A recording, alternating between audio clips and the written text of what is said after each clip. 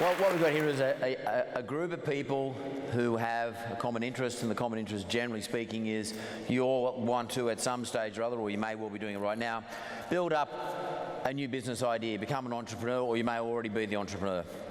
You are startups or have started up and you're looking for capital, or your startups with some capital looking for mentoring, or your startups looking for capital, have your capital and have your mentoring, and you're just looking for general ideas and or some affirmation about what you're doing. So what I'm going to do today, I'm just going to take this jacket off because I've been sitting in the car all day long, and what I'm going to do today is just talk to you about my experiences with startups, as a startup.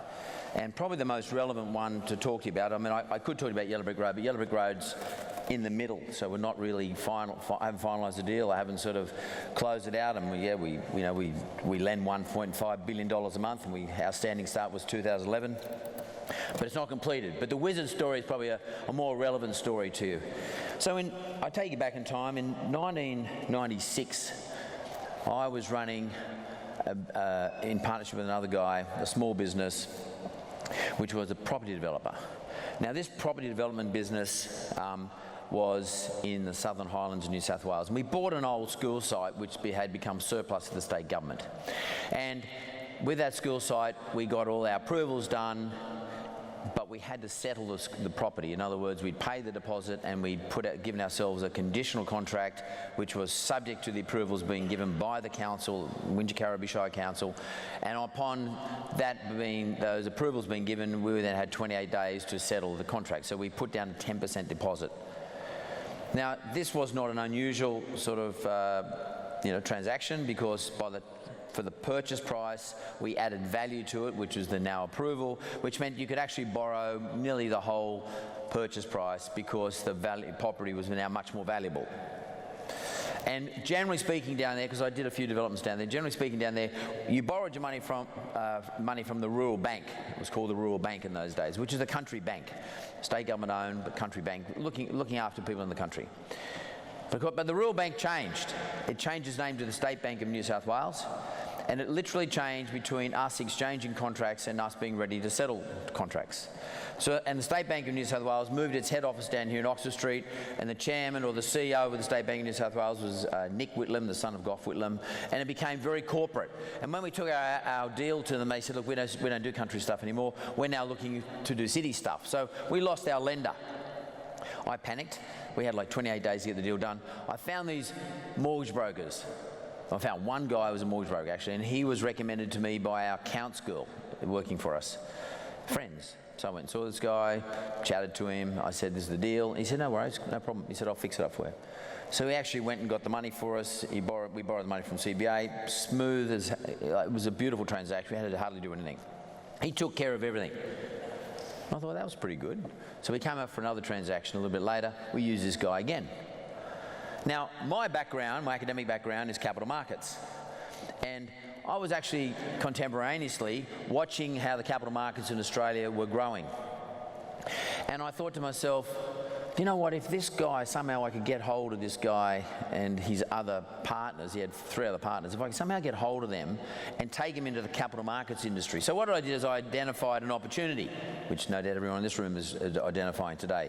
And my opportunity being capital markets was actually technology, because there is technology in capital markets, and it's a financial modelling that gives you a technology. I'm not talking about software, I'm just talking about mathematical modelling. And I knew that if we could model something, I could get these guys to distribute a product for me.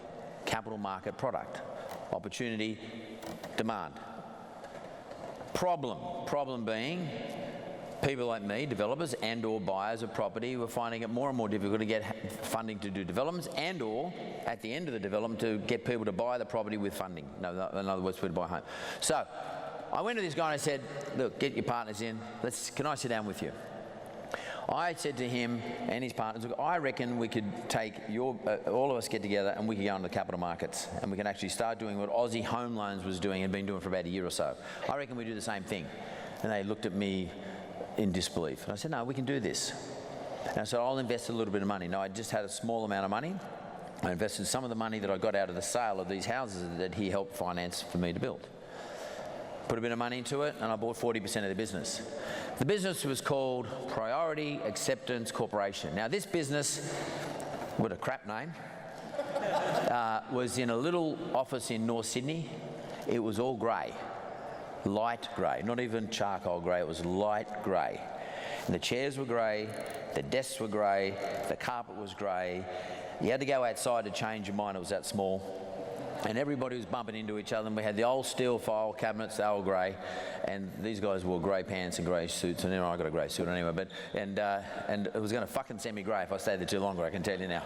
Anyway, so I said, and I said, you've got to change the name. So we sat down and we worked out a name, and I had a whole number of names. So I said, no, the name Wizard. Now, that name Wizard, nobody would call a financial services company Wizard.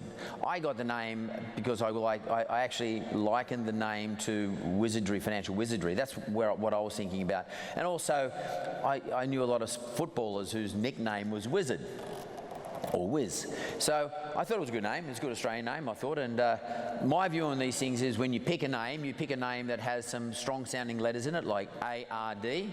You pick a name that people will remember. It doesn't matter whether they like it or not. It doesn't matter that 50% of the consumers, your potential consumers, like the name and 50% hate it. The point is, as long as they remember it. So there's no point sitting down and coming up with a name like Southern Cross Financial Services, which is a great name, or, whatever. It's a nice sounding name, but they're not going to remember it. They're going to forget about it. Give them a name that they don't like, and they'll still remember it. As long as you've got a good product and good service, they'll remember you then, they'll come back to you. So we came up with the name, Wizard, against what was their better judgment at the time. Anyway, over time, I bought 100% of this business. Now, I kept 3 of the guys stayed in, and I gave them shadow equity. So what I've done some structuring. So just go back a step. Problem. These guys are good problem solvers. Now, there was no such thing as the internet. It was an internet, but it was, things weren't done online those days. There was a problem. People needed a service. These guys are good at that. There was an opportunity through technology, that is capital markets, we're allowing non-bank people to do what banks do. That is lend money at parity or at the same price that a bank can. In fact, because we had lower overheads, we can lend money at a cheaper price. Second point, the price was cheaper. Very important. If you want to be a disruptor, your price has got to be cheaper. Your product's got to be the same, your price has got to be cheaper. You've got to have the same, you've got to identify a problem, and you've got to do those things. Third thing is, I had to find myself a partner. Capital, which everybody in this room no doubt is looking for. Capital to make the business work. Now, every so many years, capital opportunities arise. Now, we haven't had capital opportunities in this country for a long time. Capital opportunities arise. I actually think right now, and from now on, given Malcolm Turnbull and Wyatt Roy, their innovation push actually is going to start to draw capital to this country. Every now and then capital rises. That period, there was capital. There was a tech boom, and tech boom companies wanted to converge financial services with media. That was a capital opportunity because media companies needed to buy a financial services business. So what I knew there was a capital boom coming, or just there. You've got to work out, there's no point you trawling the system to find out who's going to give you money to go into your business if there's no capital about. You've got to be building your business ready for the time the capital is there. You can't make it happen. But I think it's actually starting to happen now, which is why I'm doing the Uber pitch, which is why I've got the Bouris show. Because I want to be able to facilitate those sorts of things in the future. And it's just coincidental that we now have a Prime Minister who is very much understanding and sympathetic towards, and probably to some extent, driven to build this innovation environment to help this economy along. So everything's lining up for everybody in this room, including me. Capital. How was I going to find it? Kerry Packer. Now, I'm just told you about some fundamentals. Demand, problem, demand, technology, and expertise. I have expertise in that technology.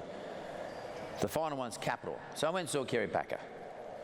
Now, this story, to some extent, is old. That was in 1998. It's old school. 1999 it was. It's pretty old, but the fundamentals remain again. And I've told this story many times. I'm going to tell it over again because there are 3 things that came out of that, which I've actually experienced today doing the Uber pitches. 3 things that came out of that. The first thing is this. After they did all this massive due diligence on us, trying to buy into the business, after they asked thousands of questions through their management consultants and their lawyers and their, the big 5 accounting firms and etc., and just completely wore us to the ground, Kerry Packer, I had to go and see Kerry Packer to close the deal. Now, the art of closing a deal is very important. Never think you've got it done. Never underestimate who you're closing with, and which I did. I learned a lesson. But I walked into Kerry Packer's office on this particular day. It was a Monday in 1999. It was in August 1999. Walked into his office, had all the parts all ready. The business was running. You would call it a startup. It wasn't making profits. It was burning money. My objective was to get money from him. There was money in the market, a lot of liquidity for a whole lot of reasons, different reasons then as today, but it doesn't really matter what the reasons are. The money was in the market. The money's coming into the market here now. Kerry Packer said to me, listen, I don't give a shit about the due diligence all those people did on you. I want to ask you 3 questions. I'm going to do my due diligence now. Now, you've got to expect this from people who put money in. They want to look you in the eye and they want to see what you're made of. And the 3 questions he asked me are about 3 very important things which I noticed in the pitches today. Some were involved, had in their pitches, and some didn't have in their pitches. 3 things. The first thing is know your business purpose. The second thing is your ability to deal with the fear of failure and/or failure, and what does failure teach you? And the third one is accountability, or really, who are you accountable to, and is it like a mentorship?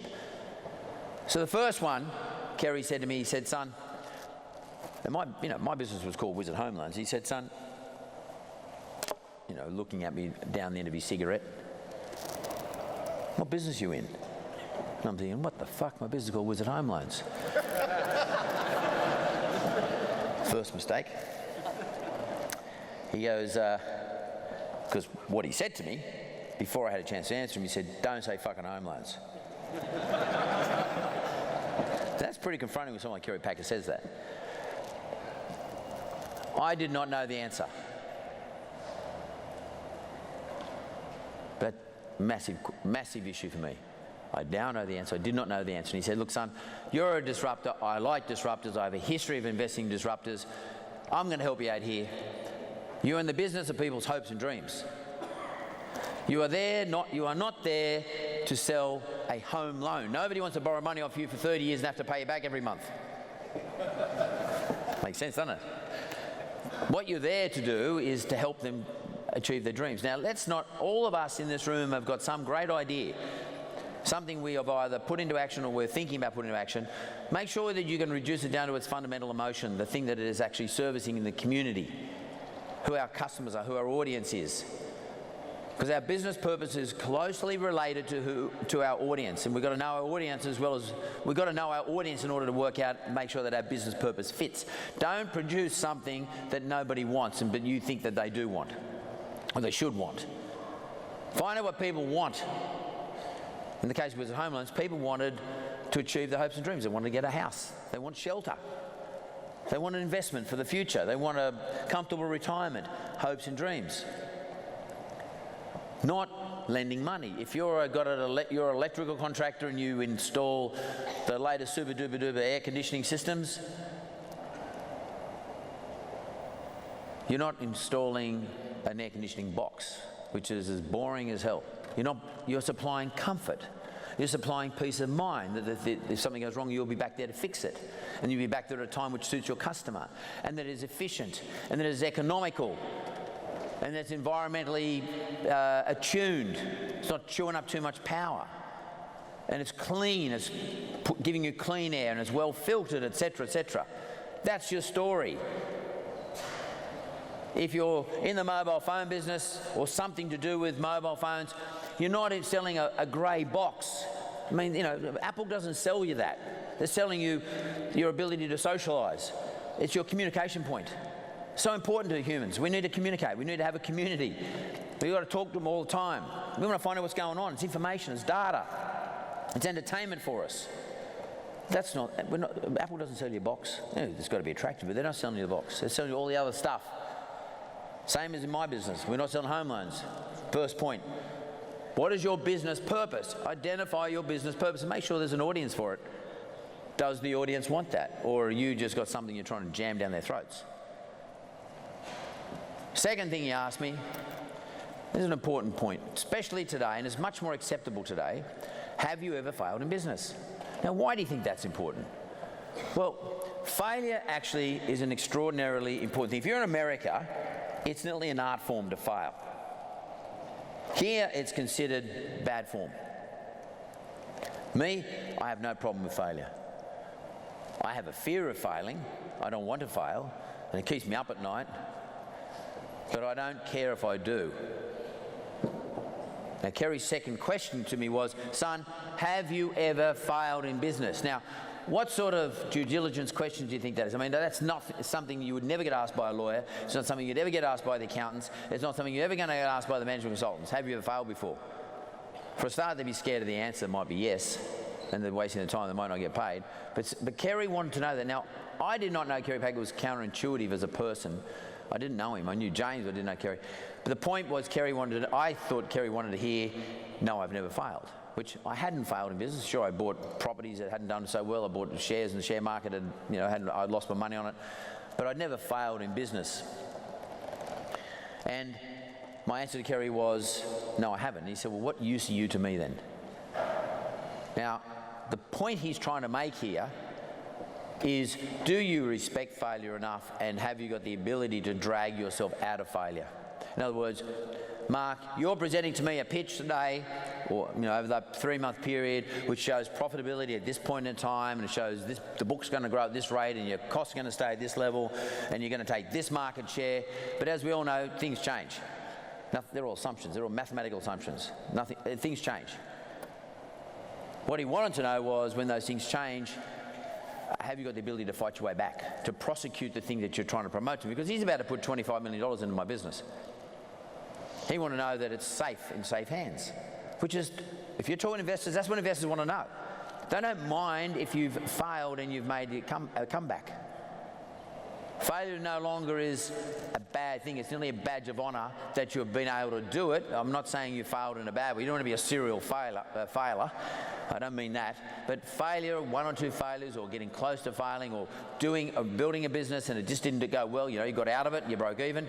There's nothing wrong with that. You don't have to be a screaming success to be attractive in your new idea to your investor. And in fact, there's nothing wrong with telling them. There's something I've learned. Nothing wrong with telling them that. Kerry Packer didn't mind it. He actually preferred it, to know that you could survive your way through. And what he's trying to find out, do you have the intellectual fortitude to push your way through it? Because he's handing you over a whole lot of money.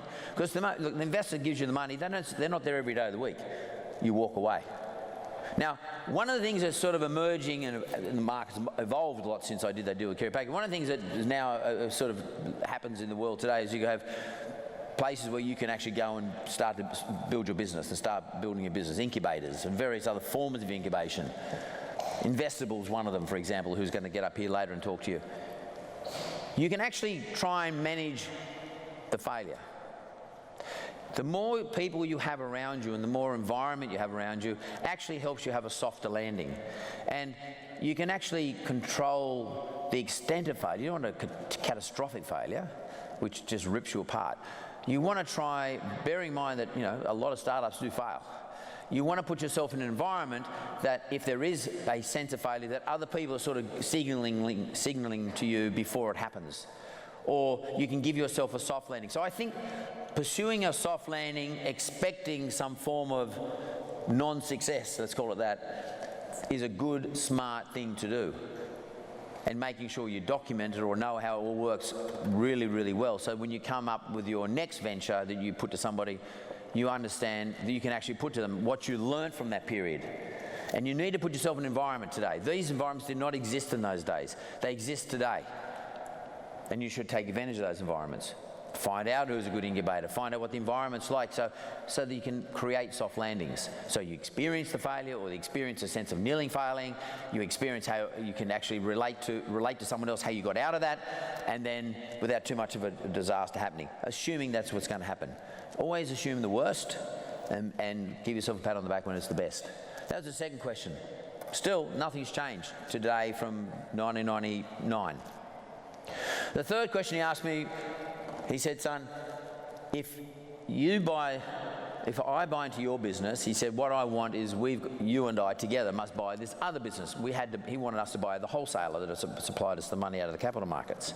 It was a Dutch bank, and it was a subsidiary of a Dutch bank. And I said to him, yeah, no problem. And Kerry had this view that people always say to him what he wants to hear. I didn't know that at the time, but I found that out later. And he said, okay, I'm going to hold you accountable to that. Now, accountability is not just about penalties in the way he thought about it. Accountability was something different. It's a form of mentorship. Now, mentorship was not something we talked about in those days. It wasn't, blokes, women, we didn't go around looking for mentors. That's a new phenomenon, but more recent, like a couple of years. But it is about that. And mentorship's not about someone telling you what to do, but mentorship, in my view, it's not seeking someone to come on your board or someone to come on as a strategic advisor where you go and ask them all the questions, they give you the answers. Mentorship to me is around the other way. It's where they ask you the questions. They hold you accountable to what you're pitching. Now, there's no reason to change direction from where you originally pitched. There's nothing wrong with that. That's, in fact, reassessment of the marketplace and what you're doing, and getting a sort of a scientific read on what you're doing in the marketplace, and then changing your business around a little bit or going a slightly different direction or doing things in parallel. That is an expectation today. But you've got to make sure there is somebody there who is asking you the question, why do you do it? Or why didn't you do it? What's going on in your market? Why haven't you done this? What that does, it forces you to start to articulate in your own mind the answer. It's a bit like when people come to me and they say, oh, can I come pitch you? I say, yeah, write it down first, send me an email. Because I actually want to see that someone's actually sat down and thought it through. Because words are too easy. It's sort of nearly like an instruction to yourself. So accountability is the most important thing, I think, today to make a business successful. And accountability is sort of aligned to mentorship, but the mentorship, if you want to call it mentorship, the mentorship is having somebody there who asks you the questions. Now, again, the incubators do that today. They're there talking to you, especially these ones who have investors in the incubators. The investors are actually there pushing and prodding you and asking questions because they're actually curious. They're doing their due diligence on you on the way through. That accountability, that form of accountability is really important. A lot of us don't like to be asked the questions. Now, I was lucky at Kerry Packer. He asked the best questions. Like, he asked the only ones that mattered. He would get to the essence of something within 2 minutes, and he would always ask me the question I didn't want to talk about. There's one question that all of you would have in your business that you just avoid. And you're trying not to think about it. And what we tend to do is we tend to go and do all the good stuff. All those things that occupy our mind. It might be sales, it might be bringing customers up, I don't know what it is, it might be tinkering. But there's always stuff, the things you don't want to do, it's a bit like going to the gym. If you don't like doing chin-ups, it's usually because that's the thing you should be doing. In everything. If you don't like going on the rowing machine, it's because the rowing machine's a thing you should be doing. And the thing you don't like doing in business is the thing you should be doing. And that's what mentors should be doing. They should be telling you or asking you about the rowing machine. A good mentor or a good relationship, don't call them mentors, good relationship, should be asking you about why aren't you doing the chin-ups in a business sense. That's what I call accountability. You've got to be accountable to somebody. Now, not all of you are going to get a Kerry Packer. But again, investors, which is what Kerry Packer was, you might get different investors in an incubation environment asking you on different days different questions, all of which may be leading to the same territory, will give you an insight into what it is that A, investors are looking for, but B, what they might think is your weakness. Because generally speaking, they're not asking you about the good stuff. Generally speaking, investors are trying to work out how we can sort of de-risk the business, and he's looking at the risky elements, he or she. So you've got to get yourself into these environments. So overall, what it's telling me is these incubation environments, or these environments generally, are bloody good places to be. And what we've now got is a government who's actually interested in this stuff. So all of you should be starting to think about, how do I get myself into these environments where not only can I sort of protect myself or manage my landing if it is a problematic landing, and I can actually learn from the landing but not be devastated by it. But secondly, it's an important sort of semi-due diligence environment, because what you're doing is you're building up against the questions that they're asking you. and the accountability they're holding to. Because don't think you're going to be accountable to anybody. You're never accountable to yourself. Because, you know, like if you go to the gym on your own, or if you've got to do your exercise at home, you never work as hard as you would if you weren't with a personal trainer or weren't with your friend or your buddy. Never. Or if you went to a class. You just don't. Don't think that you're going to be able to hold yourself accountable. It just doesn't work. Well, if you do it, it's a really rare thing. And in general, I would advise against it. Again, you've got to find yourself these environments where you've got somebody holding the blowtorch to your belly and asking you the tough questions. In my case, it made the difference in the whiz of business. So 1999 I did the deal with Packer. The business really started in 98, even though we conceived the idea in 96, but 98 really started. 99 I brought Packer in. 2000 I bought in Deutsche Bank. 2001 I bought in ABN AMRO. At the end of that, 2001, we owned 25% each. And in 2004, we sold to General Electric, and someone said the price. We went from a business of zero, grey room, grey walls, grey desk, grey carpet, grey suits, to nearly 300 branches in Australia and New Zealand, 55 branches in India, turnover $100 million per annum in wages, $20 million in 2003 profit, $80 million profit in 2004 when we sold it. Zero assets to $19 billion worth of assets in just over 5 years. Nothing to do with my genius. It was, because I don't have genius, it was nothing to do with me. There was a market which I had some expertise in. There was an opportunity. I met some blokes who could actually solve the problem. I knew what the problem was because I experienced the problem myself. I met up with someone who was a great person in terms of keeping me accountable. I met up with a great person who, in terms of giving me capital, I met up with a great person who actually told me what my business purpose was, as opposed to me being, thinking I'm a home lender, to telling me what my business purpose was. And someone who made sure that, well, I felt comfortable with that if I failed, that he would find it was not unacceptable. And they're the basic elements what everybody keeps asking me when they come to the, at markbouris.com.au, or when they send me an email, or when they see me in the street or whatever. They're the same questions that people ask me today as I experienced back then in the wizard days. Same questions, no different. Just that the platforms and the software and the technology is different today. So ladies and gentlemen, it's a tough road. It's a tough road being an entrepreneur. It's a tough road being a startup. But what I will say to you is this: if you understand the fundamentals, apart from what business you want to be in, but you understand those fundamentals that I just expressed to you, and you accept that right now, this is an inflection point in this country. The big complaint has been we can only do business if we're in San Francisco. My view is that Sydney, for example, has better entrepreneurs than any other country in the world. Better ability. Yet we underplay ourselves. Our Prime Minister and this government, and I'm not here to give them a plug by any means, but this government acknowledges that. Not because they're benevolent, not because they just take a view on innovation, but because they know unless they turbocharge innovation in this country, we're going to have a higher unemployment rate than we've ever had before, because we can't rely on the construction industry, which is we've lived off the back of for nearly a century, and we can't rely on the mining boom. So we have to rely on something else, something that's more sustainable, and that is the 2.4 million small business people in this country, all of which are good at innovation. You are part of a community that employs 60% of every person in this country, and the government knows that. And there is an imperative for them to look after you.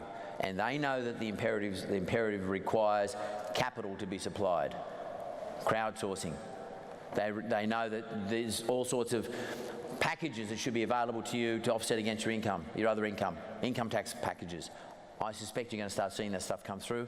So start gearing your businesses up and get ready to take advantage of the new landscape. Thanks very much. Good luck.